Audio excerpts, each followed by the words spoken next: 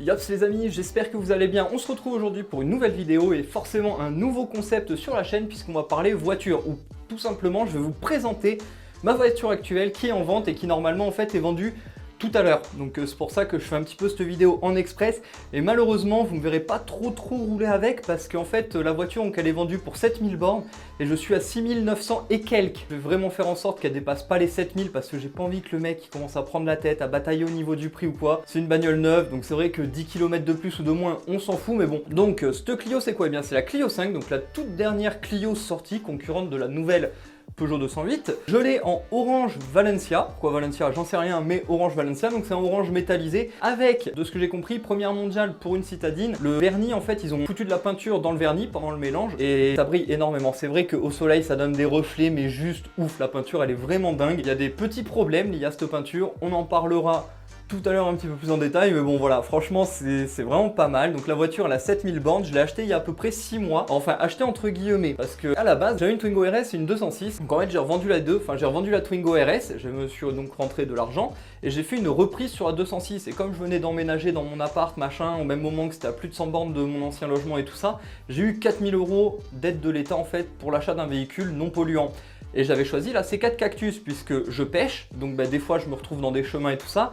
Pareil à cause de l'escalade, des fois je vais en nature machin, donc je voulais une voiture un peu haute en fait, histoire d'être sûr de ne pas venir toucher machin et tout ça.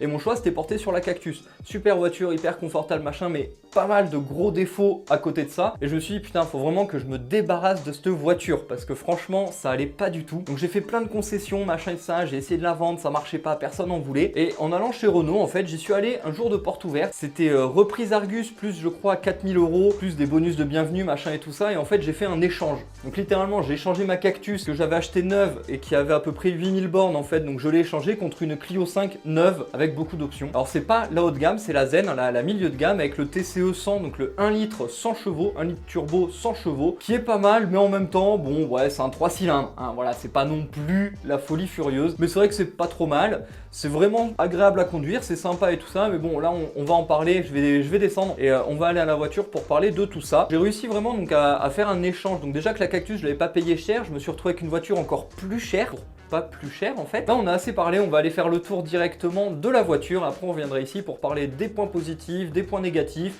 de pourquoi je la vends, etc. Allez, à tout de suite. Bon alors voilà, donc là on arrive au niveau du parking donc, de ma résidence et là je vais vous montrer bien tout simplement. Voilà. Hop. On va l'ouvrir un peu. Alors pour la face avant ça va être compliqué parce que j'ai des voisins qui respectent tout et qui font chier leurs chiens partout alors que les animaux sont interdits ici. Donc, vraiment merci. Alors là forcément elle est totalement nickel. Bonjour le kid. Oui forcément je l'ai personnalisé boîte 5. Nouvelle petite poignée. Avant elles étaient un peu dans ce style mais beaucoup plus petites avec un gros montant. Là ils les ont vraiment intégrées. Je trouve ça sympa ce qu'ils ont fait, c'est hyper discret. Voilà, 3 appuis-têtes, banquette rabattable. Bon après tout ça voilà. Hein. Là ce qu'on veut savoir c'est mon ressenti hein, parce que au final tout le reste vous l'avez déjà sur des tests. Le coffre, plutôt grand, c'est pas mal. Commande, voilà, commande de rétro, puis commande de vitre électrique uniquement à l'avant. Voilà, donc c'est pour ça que vous n'allez pas trop me voir la conduire. Vous voyez 6969 km et j'ai à peu près 30 bornes pour aller là où je dois aller en fait pour la livrer. Ça va être un peu compliqué hein, parce que comme je vous ai dit elle est vendue à moins de 7000. C'est vraiment compliqué. Ici là on a l'écran, alors je vais en parler parce que moi c'est un petit peu le gros point qui m'avait fait défaut chez Citroën et chez le groupe PSA en général et d'ailleurs je prépare une vidéo consacrée uniquement à ça. Voilà, donc là on a le petit écran, merde j'ai appuyé. C'est pas facile en fait parce que je regarde en même temps la caméra. Ouais d'ailleurs je comprends pas pourquoi, parce que c'est une voiture française hein, achetée en France. Et là bon là vous voyez là c'est écrit en français, tout à l'heure c'était pas écrit en français. Je sais pas pourquoi, des fois elle fait ses petites manips. Là voilà, les aides à la conduite, nanine. Hop, tant qu'à faire on va parler un peu des aides à la conduite. Là, vous voyez vous pouvez tout changer, les distances de suivi si vous voulez les activer ou les désactiver, le freinage actif, la signalisation, l'alerte de franchissement. Vous pouvez tout gérer directement avec l'écran en fait. là voilà, Bluetooth, Android Auto, bon après voilà tous les classiques qu'on peut avoir un peu dans une voiture. Là ici la partie commande, alors je trouve ça un peu dommage. Donc alors ce qui est bien c'est que je peux désactiver des aides, le start and stop directement, avoir le mode éco, ce que je comprends pas. Parce qu'après tout j'ai payé je crois 1700 € de plus pour avoir le TCE 100 chevaux et non pas le 75. C'est pas pour mettre en mode éco en fait. Bon les warnings, le verrouillage centralisé depuis l'intérieur, mais ils nous ont laissé les affreux boutons qui du coup servent à rien. Alors qu'ils auraient pu faire des trucs, je sais pas moi, peut-être un truc. Il n'y a pas de bouton sur l'écran pour le volume par exemple. Pour le volume on est obligé de passer par... Bon alors je pourrais pas vous montrer parce que je suis pas en mode écoute. Mais voilà, on est obligé d'appuyer sur ce petit bouton, ça fait apparaître un truc, on appuie sur l'écran. Vu que ces boutons ils sont pas utilisés sur cette version, ça aurait été bien de mettre des petits boutons volume par exemple. Volume plus, volume moins, ou play pause, mute, enfin je sais pas. Il y avait des tonnes de trucs à faire, mais ouais du coup ça n'a pas été fait. Là ici on a la clim, alors clim manuelle. Je voulais pas spécialement de la clim auto parce que bon, déjà c'était uniquement dispo sur la grosse version et qu'il y a les sièges en cuir et moi ça m'intéresse pas, j'aime pas du tout les sièges en cuir. Enfin je dis ça mais sur la prochaine il y aura peut-être le cuir, ça dépend. Enfin bref, vous verrez. Deux prises USB. Alors les deux sont utilisables à la fois pour recharger mais également pour écouter. C'est-à-dire que vous pouvez brancher si vous voulez deux clés USB, passer de l'une à l'autre et tout ça, il n'y a aucun souci. La prise auxiliaire, perso je m'en suis jamais servi puisque il y a l'USB, moi je marche avec Deezer donc voilà. Hop, on a une prise 12 volts, petite prise allume-cigare. Voilà, le petit pommeau de vitesse, boîte 5, ça c'est un peu dommage en 2020 quand même. Voilà, hein, ils ont mis des petits chromes un peu partout, machin, il y a quelques petits rangements. La boîte à gants est pas trop petite, elle est pas immense mais elle est pas petite, donc franchement ça va. Et voilà quoi, donc là on a les raccourcis des commandes au volant, là on a le raccourci pour le régulateur et le limiteur de vitesse. Le clignot, voilà, classique. Hein. Ici, voilà, ici on peut directement aussi l'alerte anti-franchissement de ligne et le rabattage, je sais pas du tout les noms en fait, l'aide au maintien de voie actif, je crois que ça s'appelle. Donc voilà, c'est par rapport au feu et pareil, ici là, on a un bouton ici qui sert à rien, je trouve ça un peu dommage. Ils auraient pu mettre un truc pour le SP, avoir un petit ESP déconnectable. Bon, après avec 100 chevaux, de toute façon on ne saurait pas tuer, mais bon voilà.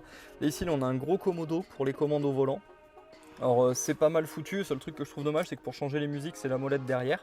Alors en vrai ça se fait bien quand vous conduisez, là voilà vous êtes avec la main comme ça, ici là hop, tac, vous venez changer comme ça. En fait j'aurais préféré que ça ce soit le son, parce que du coup pour le son on est obligé d'appuyer, et à chaque fois on peut pas rester appuyé, qu'avec une molette voilà ça aurait été bien plus pertinent en fait d'avoir la molette pour changer le son et ces boutons là en fait pour changer les musiques. Ils l'ont pas fait, bon bah voilà. Hein. Le pédalier, bon bah très classique, un pédalier en plastique, voilà, il n'y a pas grand chose de plus à dire, hein, le petit rétro. Si ouais voilà, on a ça, ouais le truc là si j'appuie dessus en fait ça s'appelle Renault Assistance, c'est inclus dans le prix de la bagnole, c'est pas mal. Là ici j'ai le petit haut-parleur pour quand je passe mes appels en fait, le micro.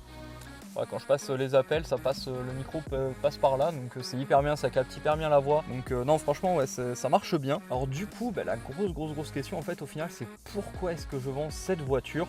Parce que en fait j'en ai que du bien à dire, il y a 2-3 petits défauts.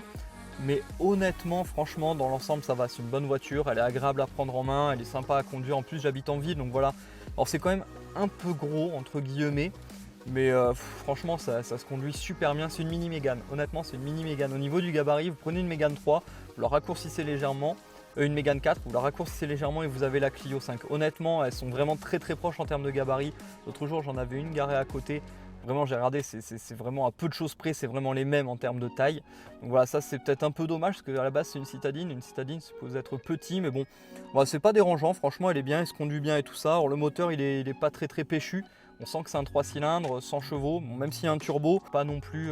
le turbo par contre on l'entend bien. Mais voilà, en fait je la vends tout simplement parce que j'ai des projets personnels. C'est-à-dire que là en gros avec l'argent de la vente, donc je m'achète ma nouvelle voiture. Je vous dis pas encore ce que c'est puisque je vous prépare une vidéo justement là-dessus où on va aller la chercher et tout ça. Également avec le reste de l'argent, je passe mon permis moto, j'achète ma moto. L'achat de la moto ce sera peut-être en 2020 ou début 2021. C'est uniquement pour ça que je la vends. Autant la Cactus je l'avais vendue parce que voilà, il y avait des trucs qui allaient pas dedans. Encore une fois, je vous réserve une vidéo spécialement là-dessus. Autant la Clio, je la revends, ouais, elle est bien, c'est une bonne voiture, franchement. Alors oui, c'est sûr, quand je monte dedans, je suis pas en érection, c'est pas la voiture du siècle, elle est pas oufissime, mais franchement, elle est bien. Surtout pour une voiture récente, moi je suis pas trop voiture récente à la base. Alors oui, c'est sûr, elle a pas d'âme, complètement, je suis complètement d'accord. Mais franchement, elle est pas mal. Franchement, elle est vraiment pas mal. Après, c'est vrai que bon, ça fait peut-être un peu cher, parce que voilà, c'est... dans cette configuration là, neuve elle sort à 22 000 €, ce qui est costaud quand même. Hein. Voilà, on est sur un petit 3 cylindres, 100 chevaux et tout. Enfin, c'est vraiment un peu abusé, je trouve, au niveau du prix. Plastique moussé. Voilà, vous voyez, si je mets mon ongle, alors je pense que de toute façon vous allez rien voir, mais voilà, c'est du plastique moussé et tout ça, donc ils ont quand même fait un bel effort. Maintenant, est-ce que ça vaut 22 000 euros? En fait, je pense pas. Bon, bah, ça m'a quand même fait craquer, mais en même temps, le but c'était surtout de me débarrasser de la Cactus que j'étais bloqué avec. Donc voilà, je suis quand même content de cette voiture. Bon alors voilà, vous l'aurez vu, cette voiture, elle est pas mal, honnêtement, à part quelques petits défauts comme les petits boutons qu'ils n'ont pas complétés. Voilà, ils ont laissé des faux boutons vides. Je trouve que c'est vraiment abusé d'avoir encore des trucs comme ça en 2020. Surtout que c'est pas une entrée de gamme, c'est une moyenne gamme. Donc vraiment, je me dis, sur l'entrée de gamme, quand encore moins de choses, il y a encore plus de boutons vides. Et je trouve ça quand même un petit peu aberrant en 2020, voilà, d'avoir encore des espaces comblés comme ça, juste avec un bout de plastique, au lieu de profiter de cet espace-là pour faire un truc utile. Donc voilà. Ça c'est un petit défaut. L'autre petit défaut c'est le fait que ce soit un 3 cylindres, mais ça voilà, downsizing oblige, et on n'a pas le choix malheureusement. Mais dans l'ensemble, franchement, je suis quand même vraiment satisfait de cette voiture. Honnêtement, au quotidien elle est agréable. Alors c'est vrai qu'elle est un peu grande. Donc voilà, c'est la fin de cette vidéo. Alors cette vidéo, vous l'aurez compris, elle n'a pas pour but de vraiment rentrer en profondeur dans la Clio 5 et tout ça. Si vous voulez des précisions, n'hésitez pas à me le dire en commentaire. Moi, il n'y a aucun souci. Je referai soit une vidéo, soit je vous répondrai par commentaire et tout ça. Il n'y aura vraiment pas de souci parce que c'est une voiture que j'ai gardée 6 mois, 7000 km. Ce qui est beaucoup plus que les gens qui testent des voitures de près. En fait, tout simplement, ils ont la voiture pendant une journée, ils testent la voiture et du coup, ils n'ont pas le temps de savoir les défauts, les qualités, tout ça. Donc, n'hésitez pas à me poser vos questions en commentaire. J'y répondrai vraiment avec plaisir. Et voilà, moi, cette vidéo, en fait, elle me permet d'introduire un petit peu des vidéos pour parler voiture, pour parler moto, un peu mécanique et tout ça, parce que c'est des choses que j'adore. Et vous l'aurez compris, ma chaîne, je suis en train vraiment de la développer, voilà, donc il y aura vraiment du jeu vidéo, de moins en moins, parce que j'ai de moins en moins de temps de jouer, donc voilà. Mais il y aura également du jouet, beaucoup de Lego, et après il y aura du sport, voiture, moto, des vlogs. Enfin voilà, je vais vraiment essayer de généraliser la chaîne et plus simplement me cantonner aux jouets et aux jeux vidéo.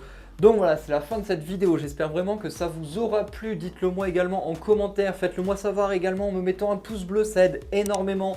Partagez la chaîne sur les réseaux sociaux et surtout abonnez-vous. C'est hyper important. L'abonnement, on ne le répétera jamais assez. Voilà, moi je vous remercie de m'avoir visionné et je vous dis à la prochaine. Allez, ciao, bisous!